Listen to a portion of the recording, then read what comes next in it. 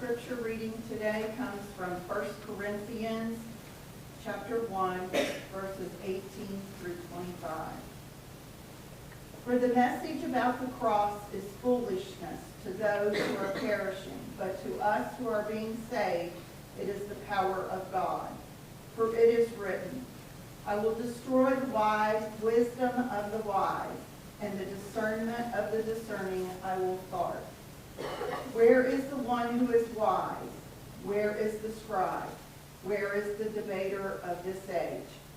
Has not God made foolish the wisdom of the world? For since, in the wisdom of God, the world did not know God through wisdom, God decided, through the foolishness of our proclamation, to save those who believe. For Jews demand signs, and Greeks desire wisdom. But we proclaim Christ crucified, a stumbling block to Jews and foolishness to Gentiles. But to those who are called, both Jews and Greeks, Christ the power of God and the wisdom of God. For God's foolishness is wiser than human wisdom, and God's weakness is stronger than human strength. May the Lord bless the reading of his holy word.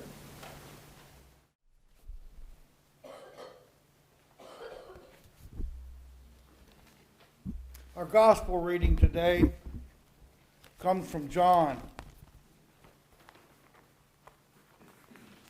John 2:13 through 22.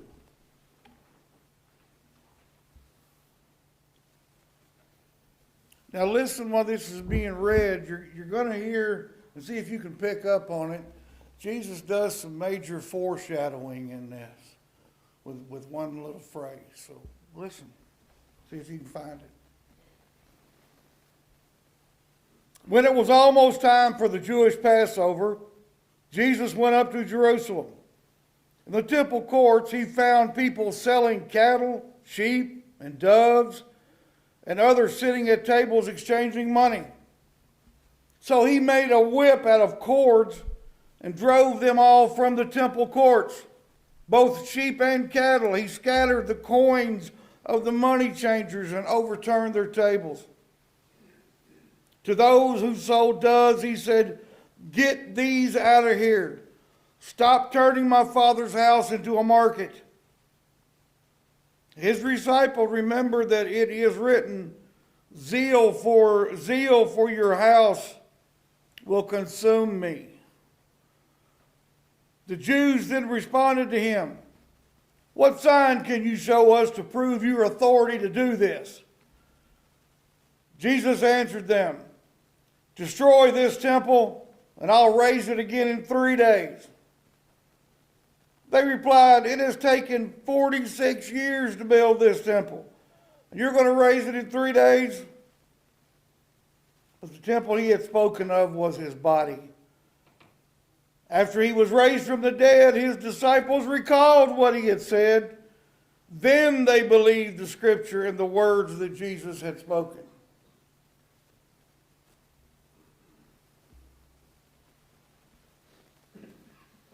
Now, something interesting about this. We've all heard this story. We've all seen the scene in the movie. You know, Jesus comes in, but that happened after Palm Sunday. We're not there yet. This is the first time it happened. It happened twice. John records the first cleansing or clearing of the temple. Now the second one occurred at the end of Jesus' ministry, about 3 years later. And those are recorded in Matthew 21, 12 through 17, Mark 11, 12 through 19, and Luke 19, 45 through 48. That's the second time. That's really the story we're more familiar with and the place chronologically. This is early on. This is 3 years before that. So John records it to show that the zeal for his Father's house happened more than once. Now, the temple area, just to give you an idea, it's Passover. The temple area, always crowded. Thousands of people from out of town coming in to visit for Passover. And the religious leaders took advantage of it, and they crowded it even more by allowing money changers and merchants to set up booths in the court of the Gentiles. Now, the reason they would do this is when you went to Passover,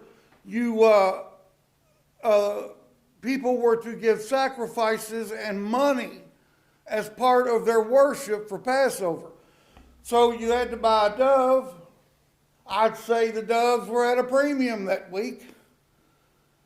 You know, it's probably pretty expensive doves. The money exchangers are charging exorbitant rates. You know, like ripping everybody off because you had to change the money into wherever you came from to Jerusalem to give to the temple. So they're making a killing. And the religious leaders are allowing all this.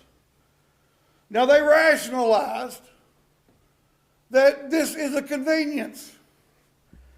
It's a convenience for the worshipers and a way for the temple to make money too, for the religious leaders, for temple upkeep. The problem was the religious leaders did not seem to care that the court was so full that the worshipers were having trouble worshiping. The whole reason for being there. I mean, can you imagine? I mean, this was huge. Think about all the times you've been to the state fair. If you've been, or some big fair. But just think about going to the state fair. That's kind of what's going on here without all the rights. But they're exchanging money. They're doing business. They're selling all kinds of goods. You know, a lot of these people, this is probably Christmas sales to them. They go to the temple once a year during Passover, set up their booth, and sell the things they've been working on all year. Sounds like a pretty good idea, doesn't it? Except for one thing. The religious leaders were the event managers. And they were taking a big cut. And they were ripping people off. And they were taking away the whole purpose. They didn't care that the main purpose of the building was to worship. So no wonder Jesus was so angry. And Jesus is angry.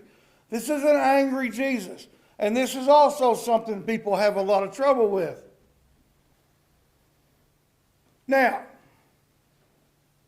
Jesus is, of course, referring to himself when he responded, "Destroy this temple and I will raise it again in 3 days."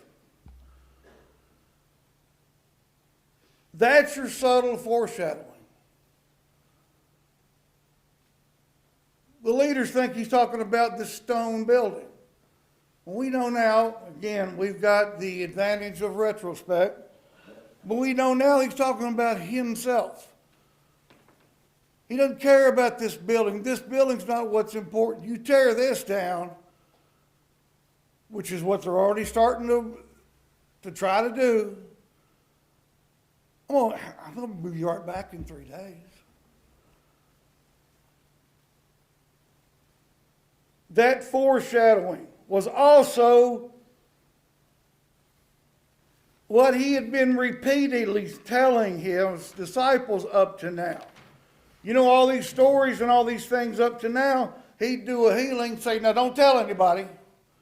Or he'd take them up for the transfiguration on the mountain, "Now don't tell anybody what you saw."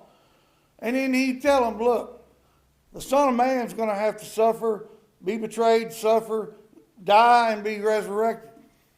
That's how this is going to work." That was going right over their heads. They didn't understand. And it says right here at the end, after, it takes a leap ahead, this last verse, takes a leap way ahead from the temple, And it says, oh, by the way, after he was raised from the dead, the disciples remember him saying this now. Then they believed. They were having trouble believing, and we know that right up till the end. Believing is difficult. It's hard to truly, honestly, completely believe. We all know that. I think that's one reason that we come every Sunday to come and worship. Because it's hard. We need the time together. We need to come in here and refuel our batteries. Jesus is appalled and angry. This disrespect and, even worse, the improper use of his Father's house. He was angry at the merchants who were exploiting those who had come for worship. And this isn't, like I said, an angry Jesus is a difficult picture. There's a difference between uncontrolled rage and righteous indignation. Yet both are called anger. We've got to be very, very careful how we portray and use such a powerful emotion as anger. Jesus had our anger. He had our emotions. He had our feelings. We have to be very careful, and he had to be very careful. Because it's right to be angry about injustice and sin. But it's wrong to be angry over meaningless, trivial, personal offenses. Now, one thing in here that is hard to picture, Jesus made a whip. He took rope, cords, and fashioned a whip and chased the money changers and all the animals out with this whip. Now, does this example say we're permitted to use violence against the wrongdoers? Do we all need to, carry a whip around with us? Because we believe in Jesus. We're right. You're wrong. Of course not. Of course not. That's not a permit for us to do anything like that. Now, certainly, authority is granted to some, but not all. For example, the authorities to use weapons and restrain people is granted to police officers, but not the general public. The authority to imprison people is granted to judges, but not individuals. Jesus had God's authority, which is something we can't have. While we want to live like Jesus, we should never try to claim his authority where it's not been given to us. So this fashioning the whip and using it in his anger from the zeal over his Father's house that did consume him. We're not to ever do anything like that. We don't have the authority that Jesus has. And Jesus' actions they're bold and brave and a little reckless. He was taking a real chance here. How does he know he's not going to start coming at somebody with a whip? You ever seen the Indiana Jones thing? Guy comes out with the whip and the sword, and Indy just pulls out his, How does he know that somebody's not going to have a better whip? And imagine the disciples. Do you think what if you were with him? What if you were with him? Going in here and all these money, look at all this stuff. And it's probably like a state fair. It's probably kind of exciting. There's probably food vendors too. Disciples looking around, and all of a sudden, Jesus has got this whip, beating people, driving them out, flipping tables over, and just tearing the place up. Can you imagine the way the disciples felt? Hey, Jesus, hey, man, cool, be cool, brother. Oh, what are you doing? Hey, man, take a deep breath and count to 10. Relax. You are about to get us all killed. If not killed, you're about to get us all beat up. Chill out. You ever been with somebody like that? The buddy you always had to pull out of a fight, you end up getting in a fight yourself. So Jesus' actions were very human, very easy to relate to, but also it comes with the fact that only he could do that. He has the authority. He is the temple. And the zeal for your Father's house. That's what he has. You ever gone back to the old family homestead? Or if you didn't have that, did you ever go back to the house you grew up in and with your family? Or a place that you might consider, hey, that's my dad's house. My dad built that house. That's my father's house. Whenever you do that, even if you sell a house you lived in for a very long time and you just can't help but, I'm going to run by and just take a look. Stirs a lot of emotions, doesn't it? You can be sad. You remember happy times. You go, oh, I remember breaking my arm in that tree and all this kind of, and it can be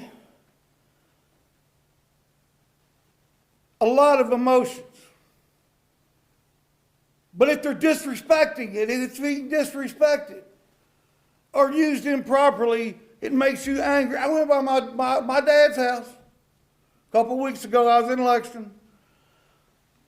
And I went by there just to see.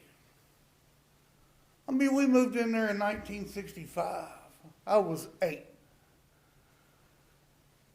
And, lived there on and off most of my life, except the 25 years I was married. I was living in my dad's house till I came here. And I got so angry. First of all, I'm angry about us having to lose it. That made me very angry, the fact that we were put in a position of not being able to keep it in the family. That makes me angry. The new owners are tearing down things that Daddy spent years building and did it good. And they're tearing out, the landscaping's all gone. The carport we built, gone. The shed, gone. And I just sat there in the court looking, going, they're disrespecting what Daddy did. They're taking away what made it special. Now, I realize it's no big deal. Because just like Jesus knew that temple of stone, that building of stone was not the real house of his Father. It was himself. I realized that old house was just that. An old house. And my Father's house was inside me and my brother and my sister.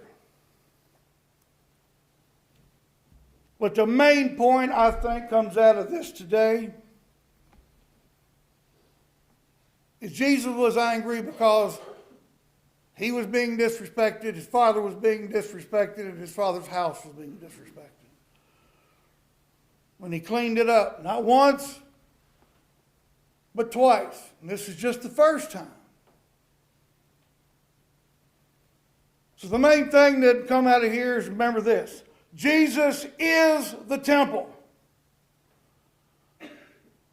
Our bodies are a temple.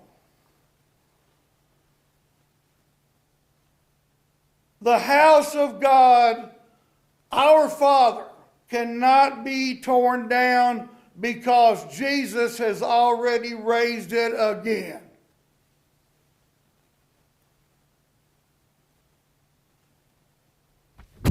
Amen.